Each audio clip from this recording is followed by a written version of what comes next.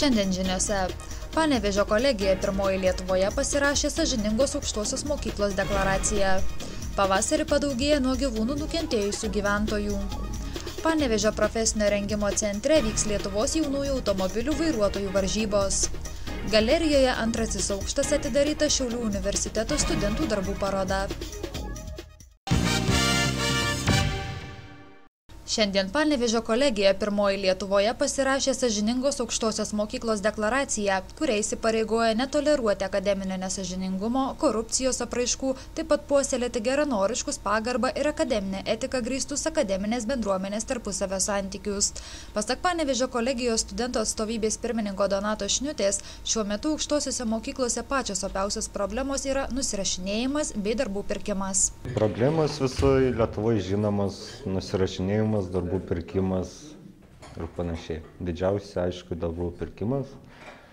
Mes su tuo kovojam nuo pat pirmų dienų ir kovosim. Ir labai džiugu iš tikrųjų, kad gavom paskatinimą iš Lietuvos studentų atstovybių sąjungos ir kad kolegijos visi darbuotojai, administracija tam pritarė ir kovojam su tuo. Ir pirmieji Lietuvoje, kurie ryžtamės tą pripažinti viešai ir kovoti su tuo. Studentų iniciatyvą pasirašyti sąžiningos aukštosios mokyklos deklaraciją palaiko ir Panevėžio kolegijos direktorius Egidijus Žukauskas, kuris tikisi, kad ši vieša kova su nesąžiningumu padės kelti studijų kokybę ir vertę. Studentų iniciatyvos yra sveikintinos, o problemos yra gyvenimiškos ir labai jos paprastos. Ir noriu pasakyti, kad tai nėra globalios problemos, bet jos yra paprastos, kurias mes norim ir turim spręsti kartu su studentais, kartu su dėstytojais ir kaip ir deklaruojam šio deklaracijų kartu įsipareigodami. Tiek studentai, tiek dėstytojai. Aišku, mes ir anksčiau prašėm ir dabar prašom ir prašysim studentų būti kūrybiškais, mąstančiais žmonėm, naudoti prieinamus šaltinius skaidriai. Jeigu panaudojamos kažkano mintis, tai atitinkamuose darbuose ir parašyti šaltinį, koks autorius, tiesiog tą deklaruoti. Kita vertus, mes skatinsim dėstytojus ir tą darom, kad jie ugdymo procesą irgi tobulintų. Kuria prasme? Daugiau duotų pasisakyti studentam, daugiau vestų dalykinių užsiėmimų, daugiau studentai darytų pristatymų, dirbtų grupėse ir kad pačios paskaitos būtų jos aktyvios. Sąžiningos aukštosios mokyklos deklaracijos pasirašyme taip pat dalyvavo ir Lietuvos studentų atstovybių sąjungos prezidentė Ieva Dičmonaitė, kuri džiaugiasi, kad Panevėžio kolegija su korupcija ir nesąžiningumu kovoja jau nebe pirmus metus. Dar pernai metais prieš Kalėdas, būtent Panevėžio kolegijos studentų atstovybių prezidentas Donatas iškėlė klausimą dėl nesąžiningumo, dėl nusirašinėjimo problemų, ko pasakoje ir buvo po to surengta konferencija. Ir būtent jo iniciatyva atsirado ir dokumentas, ir būtent jo iniciatyva atsirado tai, jog šiandien pasirašome deklaraciją. Pirmą deklaraciją, kurią pasirašo aukštoji mokykla, studentų atstovybė ir Lietuvos studentų sąjunga kartu. Tikimasi, kad artimiausiu metu kovoti su nesąžiningumu ir pasirašyti sąžiningos aukštosios mokyklos deklaraciją pasiryš ir kitos Lietuvos aukštosios mokyklos. Panevėžio visuomenės sveikatos centro duomenimis pavasario mėnesiais registruojama vis daugiau asmenų, kurie nukenčia nuo įvairių gyvūnų įkandimo ir drėskimų. Vien per pirmąjį šių metų ketvirtį gauti 106 pranešimai apie asmenis nukentėjusius nuo gyvūnų. Praėjusiais metais dėl įvairių gyvūnų įkandimo, apseilėjimų ar kitokio kontakto su gyvūnais kreipėsi medicinės pagalbos 592 Panevėžio apskrities gyventojai. Iš jų beveik trečdalis sudarė vaikai, daugiausia nukentėjusių užregistruota Rokiškio rajone ir Panevėžio mieste, mažiausiai Pasvalio ir Panevėžio rajonuose. Biržų ir Kupiškio rajonuose užregistruota daugiau nei 21 atvejis 10 000 gyventojų, kurie nukentėjo nuo įvairių gyvūnų. Daugiausiai žmonės nukenčia nuo šunų bei kačių ir net 80% gyventojų būna sužaloti jiems žinomų šunų ir daugiau nei 66% nukenčia nuo žinomų kačių. Praėjusiais metais taip pat buvo atvejų, kai asmens sveikatos priežiūros įstaigas kreipėsi nukentėję nuo žiurkių ar kitų naminių bei laukinių gyvūnų. Jei įkando, įdrėskė ar apseiliojo kažkoks gyvūnas, kuo skubiau tą vietą reikia nuplauti muilu, ir dezinfekuoti bei kreiptis į savo šeimos gydytoją. O gydytojas įvertinęs situaciją skirs atitinkamą gydymą.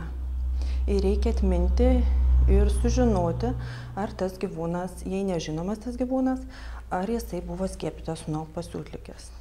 Nes skiepai žmonėms nuo pasiutligės yra pagrindinis ir pats veiksmingiausias profilaktikos būdas. Panevėžio apskrityje per paskutinius 6 metus vykdant laukinių gyvūnų oralinę vakcinaciją nuo pasiutligės pasiekta, kad registruojami tik pavieniai gyvūnų susirgimo atvejai. Panevėžio apskrityje 2010 metais buvo nustatytas tik vienas atvejis, kai gyvūnui buvo išskirtas pasiutligės sukėlėjas. Lietuvos mokinių informavimo ir techninės kūrybos centras kartu su Regitra bei Panevėžio profesinio rengimo centru organizuoja Lietuvos mokinių konkursą Saugokime jaunas gyvybės keliuose. Tikslas – mokyti mokinius saugaus, atsakingo ir pagarbaus elgesio kelyje, kelių eismo taisyklių, tobulinti automobilio vairavimo įgūdžius. Varžybose dalyvauja mokiniai bendrojo lavinimo mokyklų, profesinių mokyklų bei neformalaus ugdymo švietimo įstaigų nuo 16 iki 19 metų amžiaus. Konkurso organizatoriai džiaugiasi, kad jaunųjų vairuotojų norinčių išmėginti savo jėgas saugiose automobilių varžybose sulaukta itin daug ir iš įvairių Lietuvos miestų – Kupiškio, Radviliškio, Švenčionių, Skuodo, Kretingos, Kuršėnų ir kitur. Labai smagu, kad tikrai dalyvauja daug kiekvienais metais mokinių ir šiemet yra užsiregistravusių 13 komandų. Varžybų programoje yra įtrauktos 3 rungtys – kelių eismo taisyklių konkursas, 2 rungtis – figūrinis automobilių vairavimas ir 3 – autoestafetė. Komandose dalyvauja po 4 dalyvius, 1 mergaitė ir 4 berniukai. Taip pat turėjo galimybę kiekvienas registruotis ir dalyvauti individualiai, kad parodytų savo gebėjimus, požiūrį į eismo saugumą ir kad parodytų savo vairavimo įgūdžius. Lietuvos jaunųjų automobilių vairuotojų konkursas Saugokime jaunas gyvybės keliuose vyks jau rytoj nuo 10 valandos Panevėžio profesinio rengimo centre.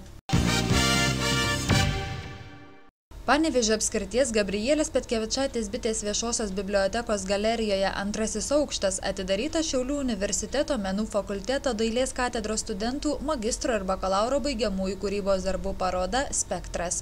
Parodoje eksponuojami tapybos bei grafikos technikomis atlikti darbai. Grafikos kūrybinių darbų kolekciją pristato fortai, šilkografijos bei skaitmeninio meno technologijos. Technikos, tarkim, irgi įvairios nuo šiuolaikinių tokių skaitmeninės spaudos yra ir mišri technika su šilkografija, kaip Skripkauskaitės aliejinė tapyba. Čia vėlgi kaligrafijos tokie pavyzdžiai, Ingos šilkografijos technika atlikti. Tos dabar diplomantai temą paprastai ieško patys, tik tai mes derinam kaip vadovai, sakykime, kompoziciją, kokią tai spalvinius sprendimus, ritmiką, ten aišku koreguojamės, bet jeigu kalbėti apie magistro darbus, su kuriais aš turiu daugiausiai, tai vis tik tai daugiau jau subrendę, savarankiški kūrėjai yra, daug ieškojimų daro, turi daug laiko, diplominiui turi pusę metų daryti ir, aišku, ta pačiu ir pagrindimas, aprašymas, teorinė dalis eina, irgi taip pat nemaža. Tapyboje vyrauja abstraktų siužetai, saikinga Baltijos šalims būdinga sidabrinio kolorito gama. Tapybos kolekcija, tai irgi tokia mes pabandėm parinkti tokius, kad būtų labai skirtingi autoriai, tarkim, savo plastiką, savo spalviniais sprendimais, jau kaip matom, nuo pilkšvų tokių abstrakcijų iki akto tokio skraidančio erdvėje ir iki ganėtinai tokių abstrakčių kažkokių tai koloristinių darbų. Paroda Spektras galerijoje 2 aukštas veiks iki gegužės 20 dienos.